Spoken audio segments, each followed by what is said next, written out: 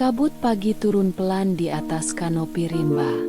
Udara lembab membawa aroma tanah basah, daun pisang yang robek, dan sungai kecil yang mengalun coklat keruh di balik semak. Di sebuah penangkaran gajah di pedalaman Indonesia, seorang lelaki muda yang kelak akan dipanggil Pak Jaya berjalan tanpa alas kaki di jalan setapak berlumut. Bahunya kurus, tangannya kasar, tapi sorot matanya jernih, seperti orang yang setiap hari mendengar detak jantung hutan. Hari itu ia menemukan seekor anak gajah yang nyaris tidak berdiri. Tubuhnya kecil, telinganya koyak sedikit di ujung, matanya besar dan kebingungan. Ibunya tidak terlihat, entah tersesat, entah diambil orang, entah hutan yang menjawabnya dengan sunyi. Anak itu mendekat, mengendus kain lusuh yang menempel di pinggang Jaya. Jaya menahan napas, menurunkan tubuhnya perlahan, menyodorkan tangan dengan buah pisang yang masih hijau. "Ayolah, nak," bisiknya pelan. Suara yang nyaris tak lebih keras dari dengung serangga, tapi cukup untuk membuat rimba berhenti sejenak. Sejak hari itu, dunia Jaya menyusut menjadi dua hal: hutan dan anak gajah yang ia beri nama Sora, artinya langit, luas, penyayang, dan kuat. Ia bangun sebelum matahari menyentuh pucuk meranti, merebus air di tungku yang selalu beraroma kayu basah, dan mencampur ramuan daun serta susu pengganti untuk Sora. Siang hari ia mengajari Sora menyeberangi sungai dangkal, mengajaknya merobohkan ilalang, dan berlatih meraih dahan dengan belalainya yang masih canggung. Menjelang sore, saat rimba berubah keemasan, Sora akan merapatkan tubuhnya pada kaki Jaya, memejamkan mata, dan bernapas panjang, seolah di dada pria muda itu ada rumah yang tidak dimiliki dunia. Malam, rimba bersuara, kodok memanggil hujan, serangga menyulam gelap dengan dengung halus. Jaya duduk di dekat api kecil, menatap Sora yang tidur menghadapnya. Ia sering berbicara pelan, tentang ibunya yang hilang, tentang desa yang jauh di bawah bukit, tentang mimpinya melihat kawanan gajah liar berjalan aman di bawah bulan. Sora tak mengerti kata-kata itu, tapi ia mengerti jarak Jaya ke dunia, setipis nyala api di ujung kayu. Tahun-tahun pertama berlalu seperti lagu, bertambah tinggi, bertambah berat, bertambah berani. Sora belajar membedakan bunyi ranting patah yang berarti bahaya dari ranting patah yang berarti angin. Belajarnya memanggil kawanan dengan dengung rendah dari dada. Belajar menenangkan diri ketika kilat membelah langit. Ia juga belajar menunggu. Menunggu langkah Jaya di pagi hari, menunggu suara panggilannya dari seberang sungai, menunggu tepukan 3 kali di pundak sebagai tanda, "Tenang, aku di sini." Orang-orang di penangkaran sering tersenyum melihatnya. "Anak rimba itu," kata mereka, "tidak lagi sendirian." Dan pada suatu senja ketika kabut kembali memeluk punggung bukit, Jaya menempelkan keningnya pada dahi Sora. Keduanya menutup mata. Untuk sesaat, hutan ikut diam, seakan mengerti dua makhluk yang saling mengadopsi luka masing-masing telah menjadi keluarga. Kesalahan kecil, pengorbanan besar, musim berganti. Sora remaja, tubuhnya kokoh, belalainya lincah, langkahnya mantap. Jaya sudah bukan anak lagi, kulitnya lega matahari, urat di tangannya muncul seperti akar bakau, dan caranya berkata makin hemat. Hutan mengajar manusia untuk lebih banyak mendengar. Hari itu seharusnya biasa. Patroli perimeter, memeriksa pagar kawat, memastikan lintasan air tetap bersih. Tetapi rimba tidak pernah benar-benar biasa. Dari utara, asap tipis menyusup di sela pohon. Jaya mencium sesuatu yang salah. Jejak manusia yang bukan petugas. Jejak yang membawa parang dan niat buruk. Ia menggiring Sora dan 2 gajah betina ke lembah kecil dekat sungai, tempat rimbun yang aman. Lalu ia berlari kembali, sendirian, menuju titik asap. Di sana ia menemukan jerat baja yang licik, tertanam rapi di tanah berlumpur, diberi umpan garam. Satu tarikan salah, satu langkah ceroboh, kaki gajah bisa putus harapan. Jaya menunduk, keringatnya jatuh ke tanah. Ia memotong kabel dengan tang kecil, mengendurkan simpul, mematikan pemicu. 3, 4, 5 jerat. Kemudian suara pecah. "Hei!" 2 pria asing menerobos semak, mata marah, tangan membawa tongkat kejut. Mereka berteriak, mendorong, dan salah satu memukul bahu Jaya dengan keras. Jaya mundur, menahan nyeri, tapi matanya tidak menoleh ke mereka. Matanya mengukur jarak, mencari Sora. "Ambil dia," seru yang satu. "Bawa ke pos," sahut yang lain. Jaya tidak bergerak.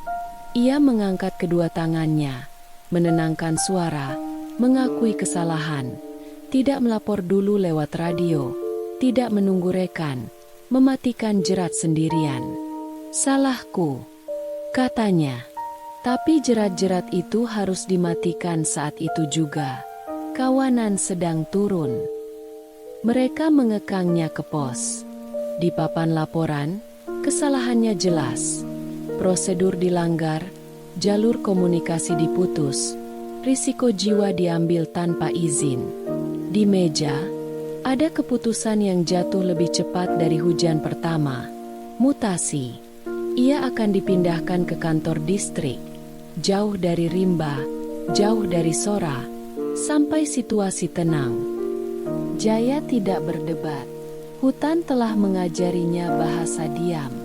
Malam itu hujan deras. Atap seng barak petugas bernyanyi seperti drum perang. Jaya berdiri di kandang, menatap Sora yang gelisah. Sora mendorong pintu kayu dengan belalainya, mengeluarkan dengung rendah dari dada. Suara yang dulu berarti, "Aku takut." Jaya meraih belalai itu, mengecup ujungnya. "Dengar, nak," suaranya retak. "Besok pagi aku harus pergi, bukan karena aku meninggalkanmu. Karena ini satu-satunya cara aku bisa melindungimu." Sora mengguncang kepala, mengetuk tanah, berputar gelisah. Hujan memukul dahi kandang seperti tangan-tangan raksasa. Jaya menempelkan keningnya ke dahi Sora, seperti pertama kali dahulu, lalu menepuk 3 kali pelan di pundaknya. Tanda lama mereka untuk tenang. Pagi datang terlalu cepat. Truk tua dinyalakan. Lampunya membelah kabut seperti pisau tumpul. Petugas lain memanggul koper kecil Jaya. Sora mengejar sampai pagar dalam. Ia mengangkat belalai tinggi-tinggi, mengeluarkan panggilan panjang yang memecah udara. Suara itu membuat burung-burung dari pucuk beringin terbang serempak. Truk bergerak. Jaya duduk di belakang, tak sanggup menoleh. Panggilan Sora menggema sekali lagi. Lebih panjang, lebih patah. Hutan mengembalikannya dengan gaung yang samar, lalu menelan semuanya. Hari-hari berikutnya berjalan seperti deretan angka tanpa nama. Di kantor distrik, Jaya bekerja dengan kertas, peta, dan laporan, menyusun strategi patroli, menghitung jalur migrasi, menulis proyek pendidikan warga. Namanya pelan-pelan bersih kembali. Orang-orang atas diam-diam tahu kenapa ia melanggar prosedur waktu itu untuk mengalahkan waktu, menyelamatkan kawanan. Tapi setiap malam, saat ia menutup lampu, ia mendengar panggilan itu lagi. Panggilan yang memecah udara. Di penangkaran, Sora tumbuh menjadi jantan dewasa. Ia belajar memimpin, belajar menyeberangi sungai banjir, belajar menahan geram ketika suara mesin mendekat. Tapi ada kekosongan yang tidak bisa ia jelaskan kepada kawanan. Kekosongan berbentuk langkah manusia di tanah basah, tepukan 3 kali di pundak, dan aroma garam kering di kulit tangan yang selalu menenangkannya. 20 tahun adalah 100 musim hujan dan kemarau. Rimba mengganti kulitnya berkali-kali. Sungai menggeser tepiannya. Anak-anak gajah lahir, tumbuh, dan punya anak lagi. Namun di tempat yang paling sunyi dari dada Sora dan Jaya, ada satu hal yang tidak pernah bergerak. Rasa saling menunggu. Jalan pulang yang tak disangka. 20 tahun setelah truk tua itu membawanya pergi, dunia telah berubah. Gedung-gedung baru berdiri di kota distrik. Jalan aspal memotong sawah, dan menara-menara sinyal menancap di bukit seperti tombak dari masa depan. Di salah satu kantor konservasi pusat, Jaya duduk di balik meja besar berisi peta satelit, grafik populasi, dan layar komputer yang menayangkan gerak gajah dengan titik-titik merah. Rambutnya telah memutih di sisi pelipis. Kulitnya keriput seperti tanah retak setelah kemarau. Tapi matanya masih memantulkan warna hutan, hijau pekat dan tenang. Ia dihormati kini, dikenal sebagai pengawas senior yang menurunkan angka perburuan, mendirikan 2 pusat rehabilitasi, dan menciptakan protokol patroli baru yang menyelamatkan puluhan kawanan. Tapi setiap kali melihat titik merah bergerak di peta, dadanya terasa kosong. Seolah ada satu titik merah yang hilang dari layar itu, yang tidak akan pernah muncul lagi. Hingga pagi itu, ketika sebuah amplop resmi muncul di mejanya, tertulis di atasnya, penempatan kembali, unit penangkaran Rimba Timur. Jaya membaca surat itu lama, 3 kali, lalu menutup matanya. Unit Rimba Timur, tempat pertama, tempat terakhir, tempat Sora. Ia tiba seminggu kemudian, naik jeep tua melewati jalan tanah berkelok yang dulu sering ia tapaki dengan kaki telanjang. Udara masih lembab, masih berbau daun pisang robek dan sungai keruh. Kabut pagi masih menggantung di atas kanopi, seperti napas hutan yang belum sepenuhnya percaya bahwa hari sudah dimulai. Barak baru berdiri di atas tanah bekas gubuk lamanya. Tapi kandang masih di tempat yang sama. Pintu kayunya masih bergaris bekas goresan belalai. Jaya berdiri lama di sana. Tangannya menyusuri bekas goresan itu, seolah menyentuh lukisan masa mudanya sendiri. Kepala unit baru menemuinya, tersenyum sopan, lalu berbisik pelan, "Sora masih ada." Jaya menoleh cepat, napasnya tercekat. Dia memimpin kawanan sekarang. Gajah jantan besar, kuat, tapi unik. Setiap pagi dia berdiri diam di tempat yang sama. Tempat terakhir dia bersama Anda. Dan setiap kali ada petugas baru mendekat, dia hanya tenang kalau kami menepuk pundaknya 3 kali. Dunia Jaya runtuh dan berdiri lagi dalam 1 detik.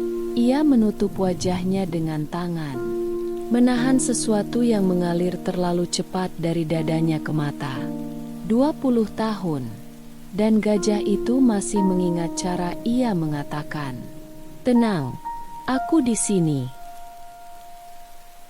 20 tahun sekali nafas. Sore itu, hutan rimba seperti menahan napas.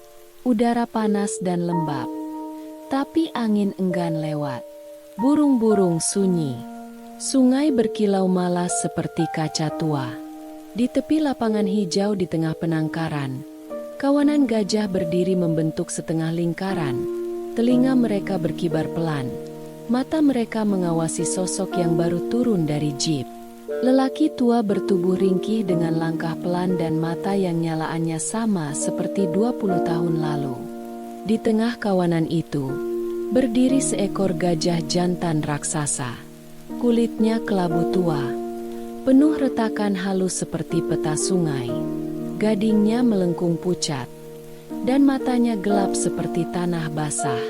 Ia tidak bergerak, tidak bersuara, tapi matanya menatap tajam ke arah lelaki tua itu, seolah menembus 20 tahun, menembus waktu yang mencoba menghapus mereka. Sora. Nama itu keluar dari bibir Jaya lebih seperti napas daripada kata. Ia melangkah pelan. Suara ranting kering patah di bawah sepatunya. Kawanan bergeser gugup. Tapi Sora tetap diam. Jaya berhenti 5 meter di depannya. Tangannya terangkat perlahan. Ia menepuk udara 3 kali. Pelan. 3 ketukan yang dulu berarti, tenang. Aku di sini. Dunia berhenti. Sora mengerjap. Telinganya berkibar sekali. Lalu tubuh raksasa itu bergerak. Langkahnya berat. Tanah bergetar pelan setiap kali kukunya menekan bumi. Ia mendekat perlahan, menurunkan kepala, dan menyentuhkan dahinya ke dada Jaya dengan tekanan yang membuat lutut lelaki tua itu hampir goyah. Belalainya melingkari tubuh Jaya, mengguncang bahunya pelan, dan suara rendah keluar dari dadanya, dengung yang dalam, panjang, dan pecah di ujungnya seperti tali yang terlalu lama ditarik. Suara itu adalah rindu. Air mata mengalir di pipi Jaya tanpa ia sadari. Tangannya menggenggam belalai tua itu seperti memegang tangan anaknya sendiri yang kembali dari tempat paling jauh di dunia. Sora mengangkat kepala pelan, menatapnya, dan mata besar kelabu tua itu berair. Tetes bening jatuh dari sudutnya, menelusuri kulit retak di pipinya, jatuh ke tanah basah, menyatu dengan air hutan. 20 tahun penantian. Runtuh dalam satu pelukan yang tidak memakai kata-kata. Para petugas berdiri diam, menahan napas, sebagian menutup mulut, sebagian meneteskan air mata diam-diam. Di antara pepohonan tropis yang basah oleh sore, seekor gajah tua dan seorang lelaki tua berdiri saling bersandar, memulihkan 20 tahun yang hilang. Dalam satu nafas. Hari-hari yang dikembalikan hutan. Setelah hari pertemuan itu, hidup berjalan dengan ritme baru. Bukan ritme kantor distrik yang kaku, tapi ritme hutan. Lambat, lembab, tapi penuh napas. Pagi hari, kabut masih turun di atas pucuk meranti. Suara burung rangkong menggema dari arah sungai. Di jalan tanah berlumut yang menuju pos tengah penangkaran, Jaya berjalan perlahan, dan di belakangnya, seperti bayangan besar dari masa lalu, Sora mengikutinya. Gajah tua itu tidak pernah jauh darinya lagi. Saat Jaya meninjau pagar kawat, Sora berdiri diam di dekatnya. Saat Jaya berbicara dengan para petugas baru, Sora menunggu di bawah pohon pisang, matanya setia menatap ke arahnya. Bahkan ketika ia hanya duduk di teras barak, menyeruput teh panas, Sora akan mendekat pelan, menunduk, dan membiarkan belalainya menyentuh lutut Jaya. Gerakan yang dulu berarti, "Aku tenang karena kau di sini." Para petugas muda terpesona. Mereka menatap dari jauh. Berbisik, dia masih ingat. Ya, setelah 20 tahun. Dan Jaya hanya tersenyum kecil. Karena ia tahu, ini bukan soal ingatan. Ini soal cinta yang terlalu dalam untuk hilang bahkan saat waktu mencoba menghapusnya. Beberapa minggu kemudian, Jaya resmi diangkat menjadi kepala unit penangkaran Rimba Timur. Surat pengangkatannya dibacakan di bawah pohon beringin besar. Disaksikan para petugas, kawanan gajah, dan burung-burung yang bersahutan dari atas kanopi. Saat ia menerima topi lapangan baru dan tanda pangkat kecil di dada, Sora berdiri di belakangnya, tegak, lalu mengeluarkan dengungan rendah dari dada. Suara bangga yang membuat dada semua orang bergetar, seolah berkata pada seluruh hutan, "Orang ini milik kami." Hari-hari berjalan tenang. Jaya mengawasi patroli, mengajar petugas muda tentang etika hutan, menulis laporan di malam hari dengan suara jangkrik dan dengkur kawanan sebagai musik latar. Sora kini menjadi pemimpin kawanan penuh, membawa generasi muda ke sungai, menuntun mereka menyeberang, dan selalu kembali ke lapangan tengah tempat Jaya berdiri. Kadang, ketika sore turun dan matahari menembus sela daun seperti pecahan emas, Jaya berdiri di pagar kandang, menatap Sora dari jauh. Dan setiap kali, Sora akan menoleh, mengangkat belalai tinggi-tinggi, lalu menurunkannya perlahan. Salam dia mereka yang tak pernah berubah. Rumah yang akhirnya menemukan pulangnya. Musim hujan kembali datang. Awan menggantung rendah. Petir merangkak di balik bukit. Dan bau tanah basah mengisi dada setiap makhluk di rimba. Tapi kali ini, Jaya tidak merasa cemas seperti dulu. Ia duduk di teras barak, mengenakan jas hujan tipis yang meneteskan air, menatap Sora yang berdiri diam di tengah lapangan hijau. Tubuh raksasanya diselimuti kabut, tampak seperti gunung yang sedang bernapas. 20 tahun mereka habiskan di dunia yang berbeda. 20 tahun mencoba lupa, hanya untuk menemukan bahwa lupa bukan lawan dari cinta. Waktu adalah, dan cinta mereka ternyata lebih keras kepala dari waktu. Malam turun, hujan memukul atap seng seperti suara tepuk tangan dari langit. Jaya memejamkan mata. Dalam gelap, ia mendengar napas berat Sora di luar sana. Ritmenya pelan, stabil, seperti detak jantung rimba. Ia tersenyum, dan untuk pertama kalinya dalam hidupnya, ia merasa selesai mencari. Karena rumah bukan tempat, rumah adalah makhluk yang menunggumu. Meski kau hilang selama 20 tahun, fajar datang, matahari memanjat pohon beringin. Cahaya keemasannya membakar kabut pagi hingga buyar jadi embun. Jaya keluar dari barak, bahunya tegak, dadanya ringan. Sora berdiri di sana, menatapnya, lalu melangkah pelan ke arahnya. Belalainya mengayun seperti bandul waktu yang akhirnya berhenti berayun.